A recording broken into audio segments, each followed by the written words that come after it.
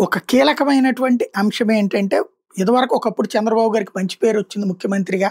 పద రొ 1995లో ఎన్టీ రామారావు గారిని దించిన తర్వాత ఆయన తీసుకున్నప్పుడు అంటే, అధికారులు సిన్సియర్ పెట్టారు. ఐఏఎస్‌లు, ఐపీఎస్‌లు. వాళ్ళే పరిపాలన చేసేవాళ్ళు.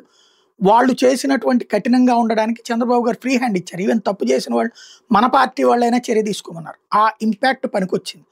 అందుకనినే ఆయన సమర్థుడైన సీఈఓ అనేవాళ్ళు అప్పట్లో. అది ఆనాడిచ్చిన లైఫ్. అయితే ఇప్పుడు మాత్రం అధికార యంత్రాంగాన్ని పూర్తిగా రాజకీయ స్వార్థంగా వాడుతున్నారు. రెండోది ప్రత్యేకించి ఇప్పుడు రాజకీయ పరిపాలన చేస్తున్నారు. ఈ అంశంలో ఎస్ఐ ముగ్గురు సిబ్బందిని సస్పెండ్ చేయడం ద్వారా కాస్త రివర్స్‌లో నిజాయితీగా పనిచేయడం అధికారులు ప్రారంభించారా? తాజాగా చూస్తే గుంటూరు జిల్లాలో జరిగింది ఇది. ఎస్పీ వకుల్ జిందాల్ మొత్తం ఎస్ఐని ముగ్గురు సిబ్బందిని సస్పెండ్ చేశారు. ఒకటి మందు తాగుతున్న వాళ్ళని రోడ్డు మీద డబ్బులు వసూలు చేశారని, అట్లాగే పోలీస్ స్టేషన్ దగ్గర పంచాయతీలు చేశారు. అంటే తప్పు చేసే సిబ్బంది మీద చర్యలు తీసుకోవడంలో ఉన్నతాధికారులు దిగితే బానే ఉంటది. బట్ వాళ్ళు నిజాయితీగా ఉండాలి. కింద స్థాయిలో రేపు మళ్ళీ రాజకీయ అవసరాల కోసం వీళ్ళని మిస్‌యూజ్ చేయకుండా ఉండాలి. అప్పుడు ఇది జెన్యూన్ పోలీసింగ్ అవుతది.